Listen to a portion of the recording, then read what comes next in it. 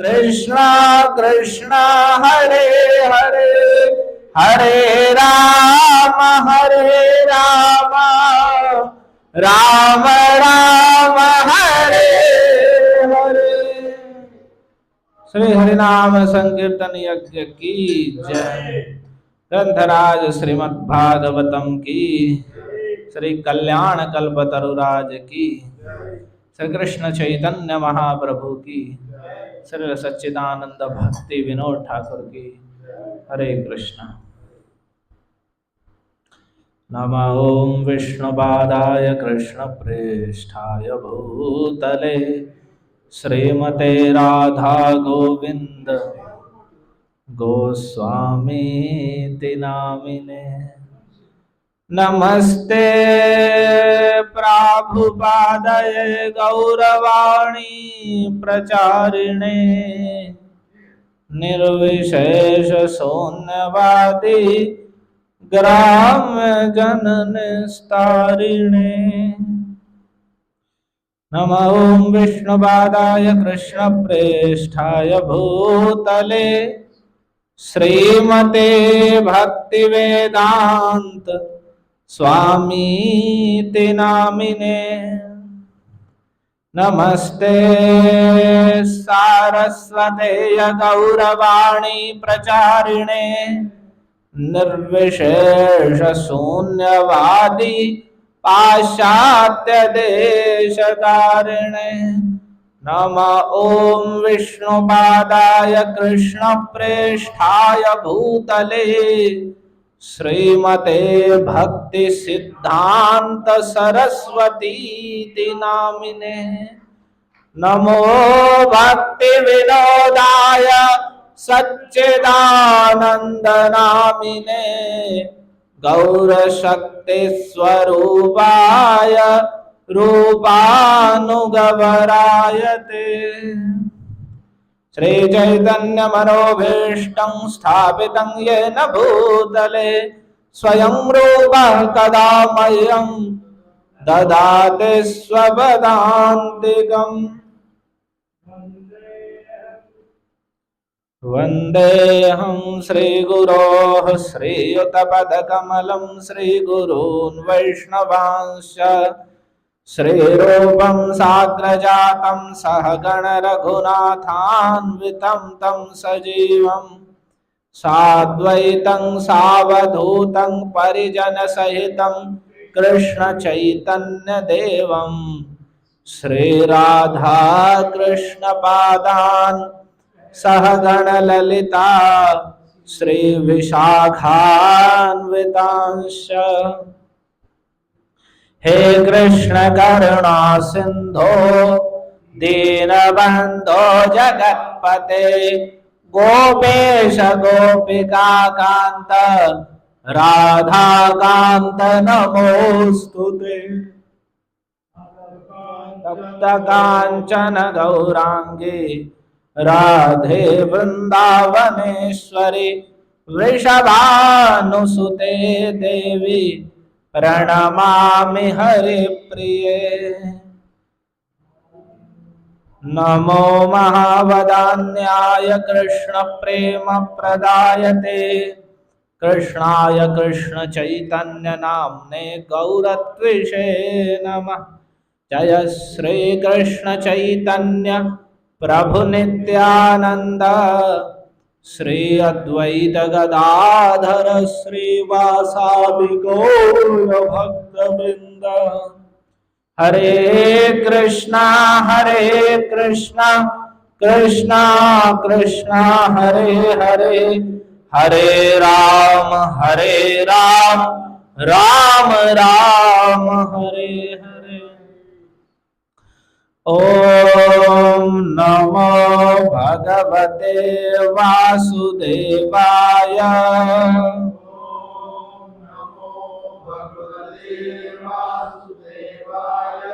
ओम नमो भगवते वासुदेवाय।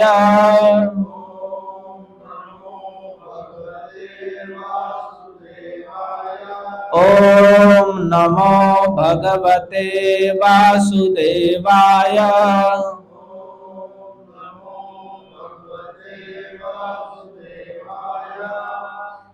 कृष्णाय वासुदेवाय हरये परमात्मने कृष्णाय वासुदेवाय हरये परमात्मने प्रणत क्लेशनाशाय गोविंदाय नमो नमः गोविंदाय नमो नमः। हरे कृष्ण। आज सभी लोग विजयदशमी मना रहे हैं, लेकिन विजयदशमी कल की है। आज नवमी है तिथि, प्रारंभ में नवमी रही है और आज ही सभी दशमी मना रहे हैं। अब कल को एकादशी मनाएंगे, सुबह दशमी है। और विद्ध तिथि का इतना प्रचलन हो गया है कि हर तिथि में विद्ध तिथि मना रहे हैं, जबकि विजयदशमी कल है, सुबह सूर्योदय के समय कल दशमी है। और विजयदशमी के दिन भगवान ने रावण का वध किया है। और एक बड़े आचार्य, भगवान के बड़े भक्त, जो रामलीला में हनुमान जी के रूप में हैं और जो कृष्ण लीला में भीमसेन हैं, वही कलयुग में भगवान की भक्ति का प्रचार करने के लिए श्रीमन मध्वाचार्य के रूप में आविर्भूत हुए हैं। विजयदशमी के दिन है, लेकिन ये बात हम कल ही सुनेंगे। उनका चरित्र, श्रीमन मध्वाचार्य का चरित्र विशेष रूप से कल सुनेंगे। जैसे रामलीला के समय हनुमान जी के रूप में उन्होंने असुरों का संहार करके राम सेवा की, और कृष्ण रूप में भीमसेन जी के रूप में आए कृष्ण लीला के समय, और वहाँ असुरों का संहार किया। तो वैसे ही श्रीमन मध्वाचार्य के रूप में आए और आसुर मत, जो निर्विशेषवाद केवलाद्वैतवाद रूप है, उसका विनाश किया और शुद्ध अद्वैतवाद और भगवान के स्वरूप और भगवान की भक्ति की नित्यता प्रतिष्ठित की। तो वे मध्वाचार्य का आविर्भाव दिवस भी कल विजयदशमी के दिन है, और रावण का विनाश भी कल विजयदशमी के दिन है। लेकिन ये विद्य तिथि मनाते हैं, हर तिथि में ऐसा करते हैं कि भाई शाम को क्यों करते हैं, शाम को रावण फूकेगा तो कल तो शाम को दशमी नहीं रहेगी, आज ही दशमी रहेगी, तो आज ही विजयदशमी मना दो। ऐसे दीपावली में करेंगे कि रात को दीप जलाने हैं तो आज ही चतुर्दशी है और रात को पूर्णिमा अमावस्या हो जाएगी, तो आज ही दीपावली मना दो। पिछली बार भी ऐसे हुआ था, लेकिन वैसा नहीं है। शुद्ध तिथि, जिस दिन सूर्योदय हुआ है उस समय जो तिथि है वो तिथि मान्य है, उस तिथि में होता है। और विशेषकर वैष्णवों को भगवान चैतन्य महाप्रभु और जो भी श्रीमन मध्वाचार्य रामानुजाचार्य आचार्यों के द्वारा, तो उन्हें विद्ध तिथि का परित्याग करके शुद्ध तिथि में ही, जो सूर्योदय के समय, विद्ध कहते हैं पूर्व तिथि, सूर्योदय के समय पहली तिथि है और उसके बाद दिन के बाद में या दिन में ही वो तिथि आ जाए तो वह तिथि मानने योग्य नहीं है। जो सूर्योदय के समय तिथि रही है, किसी पूजा आदि में भी, संकल्प आदि में उस तिथि का नाम लिया जाएगा। ये नहीं कि ये लिया जाएगा जो बाद में दोपहर के बाद में दशमी आ गई है तो विजयदशमी होगी। तो कल सूर्योदय दशमी में ही होगा, तो कल विजयदशमी है। और जो आज दशमी मना रहे हैं, कल एकादशी मनाएंगे। और जबकि दशमी विधा एकादशी तो पूर्ण रूप से त्याज्य है। जैसे मध्वाचार्य ने कहा है कि जैसे गंगा जल हो लेकिन चमड़े के पात्र में रखा हुआ है, तो श्रेष्ठ ब्राह्मणगण उसका परित्याग करेंगे। तो वैसे ही जो दशमी से युक्त एकादशी तिथि है तो उसका पूर्ण रूप से परित्याग करना चाहिए। और उसका दोष है रखने का, उल्टा प्रभाव है, दुष्प्रभाव। और हरिभक्ति विलास में पुराण के प्रमाण से दिखाया है गोपाल भट्ट गोस्वामी सनातन गोस्वामी ने कि शुक्राचार्य के द्वारा ये विद्या तिथि का प्रारंभ किया गया। पूर्व तिथि से विद्ध, विशेषकर एकादशी, दशमी से युक्त एकादशी, तो जो उसे रखते हैं तो उसका फल असुरों को प्राप्त होता है। तो शुक्राचार्य ने जाके अपने शिष्यों के द्वारा ब्राह्मणों के जगह जगह आश्रमों में ये प्रचारित करवा दिया। तो इसलिए कहीं कहीं पुराणों में विद्या तिथियों का वर्णन है, उसे ही लेके वही प्रचलन में चला दिया है। तो एकादशी तो किसी भी परिस्थिति में दशमी से युक्त नहीं रखनी होती है, बल्कि यदि दशमी थोड़ी सी, यानी आज सूर्योदय के समय एकादशी है और उसके 3 घंटे पहले तक भी यदि दशमी का प्रवेश हो जाता है तो भी वह विद्या मानी जाती है, अगले दिन द्वादशी में व्रत रखा जाता है। तो ये आज का विजयदशमी वास्तव में वैसे ही विद्य है, शुद्ध नहीं है, कल ही विजयदशमी है और कल ही असली वास्तविक पायता पूजना चाहिए। तो जिन्होंने पूज भी लिया हो, कल को फिर पूज लें। और उसमें भी पूजने की विधि यही नहीं है कि लोग अपने बस जो सामान है या अपने अस्त्र शस्त्र हैं या क्या वो नहीं पूजते हैं। उस दिन वास्तविक यह है, भगवान राम का चित्र होना चाहिए, आरती होनी चाहिए भगवान की, और वो कथा पढ़ी जानी चाहिए रामायण से भागवत से, जिसमें भगवान रावण को मार रहे हैं, वो कथा पढ़ी जानी चाहिए। तब है भगवान के नाम का कीर्तन होना चाहिए, तब है कि हाँ हमने विजयदशमी मनाई है। और श्रीमद् मध्वाचार्य का आविर्भाव दिवस है, तो उन्होंने जो सिद्धांत दिया है कि किस प्रकार से जीव और भगवान में नित्य भेद है, जीव कभी भी ब्रह्म स्वरूप नहीं है। और रावण को भी इसलिए आचार्य ने कहा वो अभी मायावादी था, वह भी मायावादी जैसे सोचते हैं कि हम ही ब्रह्म हो जाएंगे, फिर क्या सेवा करेंगे, हम ही ब्रह्म हो जाएंगे, तो वैसे ही वह भी राम बनकर राम की शक्ति का भोग करना चाहता था, तो भगवान के द्वारा उसका वध किया गया। तो जो मायावादी हैं, जो स्वयं ही ब्रह्म, भगवान की सेवा ना करके और स्वयं ही भगवान, स्वयं ही ब्रह्म होने की भावना करते हैं, हम ब्रह्मास्मि, मैं ही ब्रह्म हूँ, मैं किसकी सेवा करूँ, मैं ही ब्रह्म हूँ। तो वैसे ही तो रावण था कि मैं ही हूँ, राम क्या है, मैं ही हूँ, बस राम सब कुछ मैं हूँ। तो वैसे ही ये इसे भी आसुर मत कहा है मध्वाचार्य आदि आचार्यों ने, कि जो ये लोग धारणा करते हैं कि हम ही ब्रह्म हैं और हम यहाँ फंस गए और फिर हम ब्रह्म हो जाएंगे, कोई भक्ति नित्य वृत्ति नहीं है और जीव और ब्रह्म एक है, तो उसे उन्होंने वैसा ही आसुर मत की संज्ञा दी है। तो जिस प्रकार से भगवान ने रावण का वध किया, तो वैसे ही श्रीमद् मध्वाचार्य ने ये मायावाद, केवलाद्वैतवाद रूप जो आसुर मत था उसका खंडन किया, उसका नाश किया, और शुद्ध द्वैत, भगवान से जीव का नित्य भेद है, जीव जीव है और भगवान भगवान है, इसको स्थापित किया। तो हम कल्याण कल्पतरु से उपदेश सुन रहे हैं भक्ति विनोद ठाकुर का, जिसमें हमने अभी तक 10 उपदेश सुने हैं। कल्याण कल्पतरु जो वैकुंठ में सुशोभित कल्प वृक्ष है, जिसे भक्ति विनोद ठाकुर ने बड़े परिश्रम से हम सभी जीवों के कल्याण के लिए उतारा है, और उसमें 3 स्कंध का वर्णन किया है, उपदेश, उपलब्धि और उच्छ्वास। उपदेश का अर्थ है उसमें बताया गया है क्या कृष्ण भक्ति किस प्रकार से श्रेष्ठ है, और क्या क्या बाधाएं और क्या क्या दूषण हैं जो भक्ति के पथ को या भक्ति करने वाले को बाधा देते हैं, या जीव जिसमें फंसा रहता है, तो उनका परित्याग करके जब वो भक्ति करेगा तो उसे क्या उपलब्धि होगी और क्या वह दिव्य भाव को प्राप्त करेगा।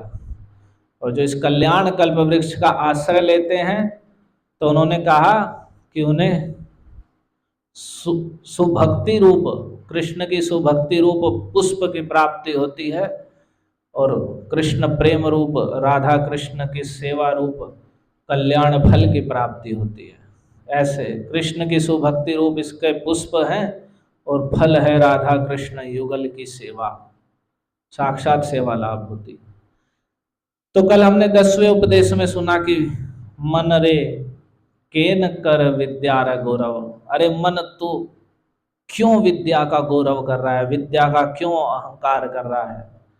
तो सांसारिक विद्या पढ़ करके, अनेक भाषाओं की शिक्षा प्राप्त करके, इससे तुम्हारे यश, तुम्हारा लोक समाज में कीर्ति बढ़ जाएगी, लेकिन तुम विचार करके देखो, यदि तुमने कृष्ण भजन नहीं किया, यदि ना भजिले हरि विद्या तब केवल रौरव, यदि तुमने कृष्ण भजन नहीं किया तो तुम्हारी विद्या केवल तुम्हें नरक में ही लेके जाएगी, वो नरक का ही स्वरूप है। कृष्ण के प्रति अनुरक्ति से ही कृष्ण भक्ति का उदय होता है, और विद्या, सांसारिक जड़ विद्या को पढ़ने से कृष्ण की अनुरक्ति नहीं होती। विद्या आदि कुछ पढ़ाई लिखाई के द्वारा व्यक्ति इतना लाभ हो सकता है कि वो उस विषय वस्तु को यदि अनुकूल भाव में भगवान के विषय में पढ़े सुने तो अच्छे से समझ सकता है, जल्दी प्रगति कर सकता है। लेकिन उससे केवल उसके बल से कोई ये नहीं होने जा रहा है कि कोई हिंदी पढ़ ले, संस्कृत पढ़ ले, इंग्लिश पढ़ ले तो उससे वह भक्त हो जाएगा, कुछ लेना देना नहीं है उससे। और कभी कभी तो अपकार ही हो जाता है। सांसारिक विद्या पढ़ने वाला व्यक्ति की और बुद्धि दूषित हो जाती है, और वह और भक्ति की और भगवान के विषय में कुतर्क आदि करके और विमुख हो जाता है। इसलिए उन्होंने कहा तत्कर्म हरितोषम यत् सा विद्या तन्मतिरेया, विद्या वही है जिससे मति कृष्ण में लगे, और कर्म वही है जो भगवान हरि को तुष्ट करे। तो वैसे ही जिस विद्या की आलोचना करने से, पढ़ने से, सुनने से, जिस विद्या को ग्रहण करने से कृष्ण के प्रति रति हो, हृदय में कृष्ण के प्रति रति बढ़े, उसे ही आदर पूर्वक ग्रहण करना चाहिए। और जो विद्या कृष्ण भक्ति में बाधा दे उसके सिर पर लात मारनी चाहिए। सरस्वती कृष्ण प्रिया हैं, कृष्ण भक्ति ही उनके हृदय में है, और वो सरस्वती ही भक्ति विनोद ठाकुर का वैभव है, संपत्ति है। तो वही सरस्वती आदरणीय है जो कृष्ण भक्ति और कृष्ण भक्ति के स्वरूप का ज्ञान कराने वाली है। और जो कृष्ण से विमुख ले जाने वाली विद्या है वो विद्या नहीं अविद्या है, और वो केवल नरक की प्राप्ति कराने वाली है। तो इसलिए के न कर विद्या रे गौरव, तो विद्या के अहंकार में आके और व्यक्ति भगवान के भजन से विमुख हो जाता है, अन्य लोगों के प्रति तुच्छता की भावना करने लगता है। तो उसे ही कह रहे हैं क्यों विद्या का ये गौरव कर रहे हो, इस विद्या से तुम्हारा केवल ये सांसारिक विद्या पढ़ने से तुम्हारा कोई कल्याण नहीं होगा। कुछ भी पढ़ लो, इंजीनियरिंग, फिलोसफी, कुछ भी, संसार का कोई वैज्ञानिक बन जाओ, कोई डॉक्टर बन जाओ, कुछ भी बन जाओ, उससे क्या उसका कोई भवबंधन छूटने जा रहा है? कुछ भी नहीं होगा, वो केवल कमाने खाने तक सीमित रह जाए। अब आगे कहते हैं मान लिया विद्या का गौरव होता है, वर्ण का मद होता है, तो और भी एक मद होता है। क्या? कि हाड़ मांस का शरीर है, इसकी ही आकृति यदि सुंदर हो जाए तो उसका ही मद हो जाता है कि मैं कितना सुंदर हूं, मैं देखने में अच्छा लगता हूं। तो इसी को कह रहे हैं रूपेर गौरव के न भाई। अरे भाई तुम ये रूप का गौरव क्यों कर रहे हो? रूप का क्यों इतना श्रेष्ठता कि मैं श्रेष्ठ रूप वाला हूं, इसके क्यों इतने गर्व और इसके क्यों मद में हो रहे हो? अनित्य एक कलेवर कभू नहीं स्थिर तर समन आई लेकिन छुनाई। जिस कलेवर, जिस शरीर को सुंदर दिखने के कारण, शरीर की सुंदरता क्या है? आपने सुना ही था गोकर्ण जी वाले प्रसंग में, जिसमें धुंधुकारी ने जब भगवान के पार्षद का स्वरूप धारण कर लिया तो उन्होंने कहा अस्थि स्तंभम स्नायुबद्धम मांस शोणित लेपितम और चर्मावनद्धम दुर्गंधम पात्रम मूत्र पुरीशयो, कि हड्डी रूपी स्तंभों पे टिका हुआ और नसों के जाल से बंधा हुआ और मांस और रक्त का इस पे लेप हुआ है और चर्म से ऊपर से इसे ढक दिया गया है और दुर्गंध से भरा हुआ है, केवल मल मूत्र का भांड है। तो इसी सबका ही ऐसा है, ये नहीं कि कोई सुंदर है तो उसके शरीर में कुछ और है, और कोई का देखने में शरीर सुंदर नहीं लग रहा है तो वो उसका शरीर में कुछ मलिनता दिख है, नहीं। और सुंदरता क्या है? बस वो खाल के रंग की सुंदरता, कि वो खाल काली चढ़ गई है या कुछ गोरी हो गई है, और बनावट मांस की, जो मांस और हड्डियों की मुख की बनावट, सुंदरता में मुख्य मुख ही देखता है व्यक्ति। तो यही इसी कहा किसका मांस लगा हुआ है, हड्डी की क्या स्थिति है, उसके अनुसार ही उसकी सुंदरता देखता है आदमी कि ये सुंदर है, लेकिन है सब वही, माल उसमें वही भरा हुआ है। तो उसे कह रहे हैं तो इस ऐसे मल मूत्र का ये भांड है और इसके ही सुंदरता को लेकर ऐसा समझो कि कोई पात्र है, दो दो पैकेट है मान लिया, और दोनों पैकेट में मल ही भरा हुआ है, लेकिन एक पैकेट जो है अच्छे से पैकेजिंग है उसकी, और दूसरा पैकेट जो है पैकेजिंग अच्छी नहीं है। तो उसे व्यक्ति कहे कि नहीं अरे यार ये अच्छा है ये खराब है, अरे उसमें भरा हुआ तो मल ही है, पैकेजिंग की तो ऊपर की अच्छी है।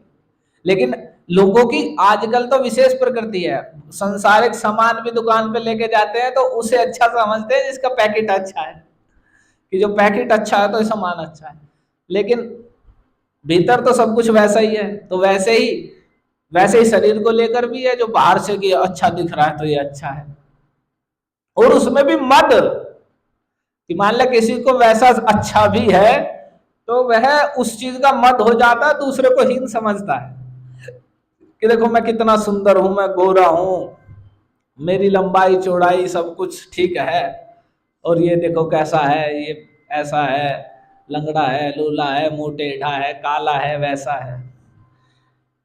तो यहाँ कह रहे हैं कितना ही सुंदर भी सही, मान लिया सुंदर है तो अनित्य कलेवर कभू नहीं स्थिर, ये सुंदर भी है तो तुम सदा थोड़ी तुम्हारे पास रहेगा, अनित्य है, नहीं रहेगा, नश्वर है, सदा नहीं रहेगा, कभू नहीं स्थिर कर, और स्थिर नहीं रहेगा। आज यौवन में सुंदर दिखाई दे रहा है, कल को बुढ़ापा हो जाएगा या कुछ घटना घट जाएगी तो सारा सौंदर्य रूप सब धरा रह जाएगा, सब नष्ट। तो समन आइले की छुनाई, और जो ही मृत्यु आ जाएगी, यमदूत आ जाएंगे तो कुछ रूप वो कुछ वैल्यू नहीं है, सब धरा रह जाएगा, ऐसे ही वैसे ही जला दिया जाएगा, जैसे जिसका जो कुरूप है जैसे उसे जला देते हैं तो रूप वाले को भी वैसे ही जला दिया जाएगा। ये थोड़ी क्या जगह ये रूप वाला है भाई इसे नहीं ऐसे जलाना है तो अच्छा सुंदर रूप है, नहीं, वैसे ही जला दिया जाएगा।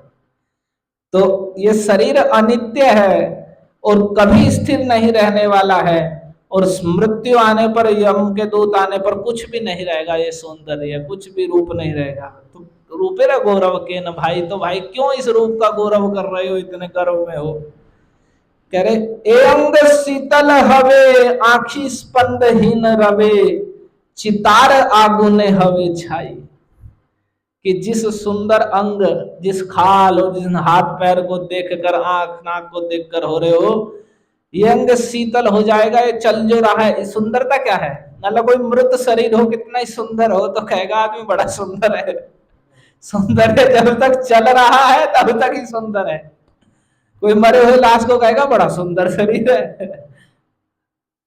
तो ये अंग शीतल, ये सारा शीतल हो जाएगा, ठंडा पड़ जाएगा, चलेगा नहीं। और आंखी स्पंदहीन हवे, जो आंखें देख रही हैं, तारा घूम रहा है इनमें, ये स्पंदहीन हो जाएगी, चलने बंद हो जाएगी, दिखना बंद हो जाएगा इसमें। और चितार आगुने हवे छाई, और ये सारा जो रूप है ना, ये चिता की अग्नि में छाई बन जाएगा, छाई बन के उड़ जाएगा, राख बन के वहीं गिर जाएगा।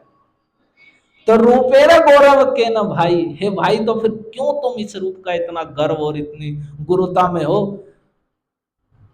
और इस रूप आदि की गुरुता के कारण भी कितने लोग भजन नहीं करते कि मैं, अरे हम संसार की जितनी वस्तु जिसके पास होती है, तो प्राय देखा जाता है कि जिन्हें संसारिक वस्तुओं की पूर्णता है उनके पास, वे और मद में रहते हैं और भगवान से विमुख हो जाते हैं। हमें क्या आवश्यकता है, जो भूखे हैं वे जाएं भगवान के पास, हमें क्या जरूरत है, हमारे पास तो सब कुछ है, हमें क्या जरूरत है भगवान के पास जाने की या मंदिर में जाने की। मंदिर में तो वे जाते हैं जिन्हें कमी है कुछ, ऐसी धारणा रख कहते हैं लोग इस बात को।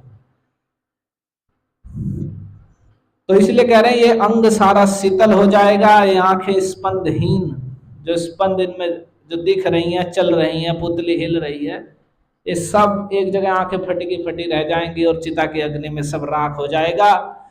और जे मुख सौंदर्य हेर दर्पणे ते निरंतर स्वस्य शिवार हईवे भोजन, और जिस मुख की सुंदरता को तुम दर्पणे निरंतर बार बार शीशा उठा उठा के देखते हो, कभी बाल इधर को घुमाते हैं कभी इधर को, और नाई के यहाँ जाके बस रगड़वाते रहते हैं चेहरे को कि अभी इधर से सेव इधर से सेव, और नए नए सिस्टम आजकल तो नए नए तरीके, नई नई क्रीम, ये करवा लो, वो करवा लो, ऐसे चेहरा चमकेगा, वैसा चमकेगा, क्या क्या कराते रहते हैं। तो कह रहे जिस मुख की सुंदरता को तुम बार बार दर्पण में देख रहे हो, और बार बार कभी इधर से और कभी इधर से कि मैं कितना सुंदर लग रहा हूं, लग रही हूं, स्वशिवार है वे भोजन, ये कुत्तों और सियारों का भोजन बन जाएगा।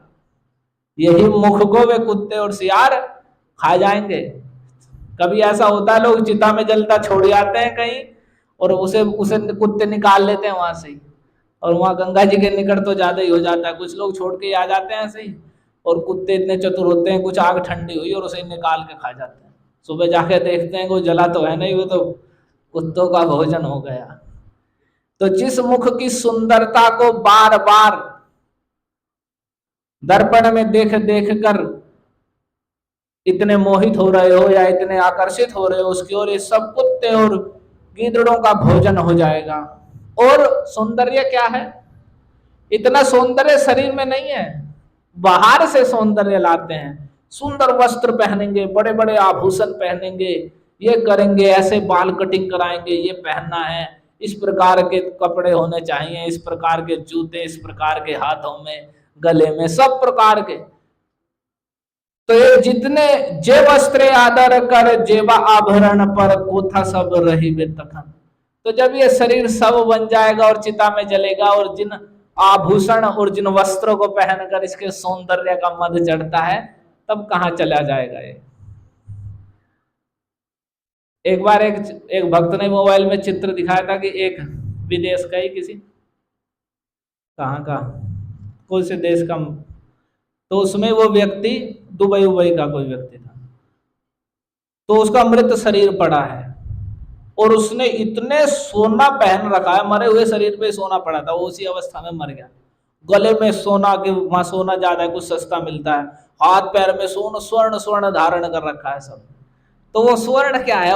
मृत शरीर पड़ा है, अब स्वर्ण का सौंदर्य और शोभा कुछ नहीं है, सब खत्म, सब नष्ट।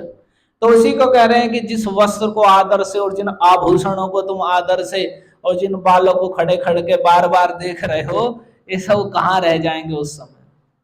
जो ही शरीर ये गिरेगा, शीतल हो जाएगा। और विशेषता ये है कि आज ये नहीं कह सकते कि ये तो बुढ़ापे में होगा, अभी नहीं, किसी भी समय हो सकता है ये सौंदर्य और ये सब किसी भी समय धराशायी हो जाएगा। तो रूपेरा गौरव के ना भाई, तो फिर क्यों इतने ही रूप के गौरव में हो कि तुम कृष्ण का भजन छोड़ के शीशा ही देखने में लगे हुए हो। और आजकल तो कुछ ज्यादा ही हो रहा है, 24 घंटे आजकल के युवक युवतियों को और कुछ काम ही नहीं है, केवल शीशा देखना, मोबाइल है ही उसमें सब कुछ है, शीशे का काम भी करता है वो, बस इसमें ही लगे हुए हैं कि हम कैसे लग रहे हैं, हम कैसे लग रहे हैं, हम कैसे लग रहे हैं। और वो सब, और किसका सौंदर्य देख रहे हैं? तो उसी शरीर का जो भांड मूत्र पूरी सयो, केवल जो मल मूत्र का ही भांड है, जिसमें अंदर कुछ नहीं है, केवल एक ही माल भरा हुआ है। दारा सुत बंधु सवे स्मशाने तुम्हारे लबे दग्ध करी गृह दया शिवे। और कितने ही सुंदर हो, कितने ही पत्नी और कहती हो कि बड़े सुंदर है मेरे पति, या पति कहता हो बड़ी सुंदर पत्नी है, बड़ा सुंदर बालक है हमारा, बड़ा सुंदर पुत्र है, पुत्री है। तो यही उस सुंदर रूप वाले शरीर को, वो तो शरीर तो वहीं रहता है, शरीर थोड़ी दिन मरते ही नष्ट हो जाता है।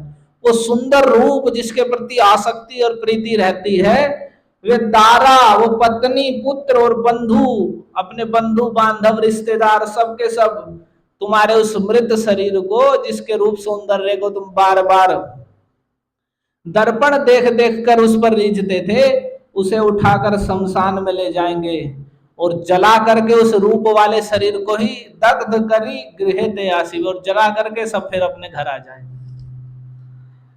और तुम्ही कार के तुम्हार एबे बुझी देख सार देह नाश अवश्य घटी। इसलिए तुम अब देखो, सार स्वरूप में ये समझो कि तुम्ही कार, तुम किसके हो?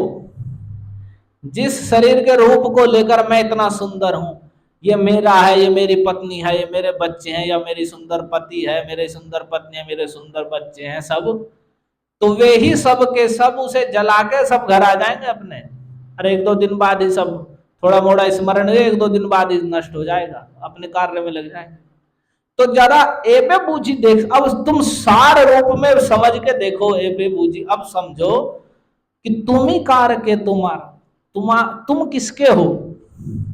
जो तुम ये कह रहे, जो पहले आसक्ति रहती है मैं इसका हूं, ये मेरे हैं, तो तुम किसके और के तुम्हारा और कौन तुम्हारा है। देह नाश अवश्य घटिबे, देह का नाश अवश्य होगा। जिस देह के संबंध से देह के रूप पर तुम लट्टू हो रहे हो और उस दूसरी देह पर या लट्टू हो रहे हो, तो ये देह का नाश अवश्य घटेगा। और जो जो आसक्ति वाले अपने जान पड़ रहे हैं, जो तुम्हें अपना कह रहे हैं या जिन्हें तुम अपना बड़ा प्रिय कह रहे हो, वे सब के सब तुम्हें जला के घर आ जाएंगे आराम से। तो तुम अब ये समझ कर देखो कि देह का नाश तो अवश्य ही होगा, तुम नहीं रहोगे इस देह में। तो तुम ही कारक के तुम किसके हो और कौन तुम्हारा है। अब सार देखो, सार कहते हैं निचोड़, अंत में निर्णय में देखो वास्तव में क्या कौन तुम्हारा और तुम किसके हो। अब इस बात को समझो कि वे सब तुम्हारे लोग उसी जलाकर आराम से घर आ जाएंगे, उस शरीर को भी, जिस शरीर को मैं मेरा तेरा कहते हैं। और देह नाश अवश्य घटिबे, और अवश्य ही ये सोचो कि नहीं कि देह का नाश नहीं होगा, तो ऐसा नहीं होगा, अवश्य ही देह का नाश होगा। जिस देह के लिए सब कुछ हो रहा है, ये देह अवश्य ही नष्ट हो जाएगी। तो सुनित्य संबल चाओ, हरि गुण सदा गाओ, हरि नाम जपह सदाई। तो अगर तुम सुनित्य, जो सुंदर नित्य सहारा संबल चाहते हो कि मेरा कोई नित्य बंधु जो नित्य मेरा हर जगह सहायता कर सके, सदा कभी उसकी सहायता को कोई बाधित ना कर सके, तो यदि तुम वैसा सहारा वैसा संबल चाहते हो, सुनित्य रहे जो, तो हरि गुण सदा गाओ, तुम सदा हरि गुण गाओ। सब समय अपने शरीर के, अपने वस्त्रों के, अपने आभूषणों के, अपनी संपत्ति और घर परिवार के गुण मत गाओ, सदा हरि गुण गाओ। हरि नाम जपह सदाई, और सदा ही हरि नाम जपो। ये नहीं कि माला के लिए हमें कहना पड़े बार बार, और सुन रहे हैं हम 15, 20, 25, 30 साल हो लिए और हमें माला करने में जोर पड़ रहा है। नहीं, अगर सुनित्य संबल चाहते हो तो सदा हरि गुण गाओ और हरि नाम का सदा ही जप करो। हरे कृष्णा कृष्णा कृष्णा हरे हरे, हरे राम राम राम हरे।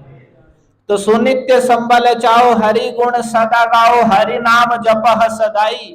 कुतर्क छाड़िया मन, कर कृष्ण आराधन, विनोदेर आश्रयता है।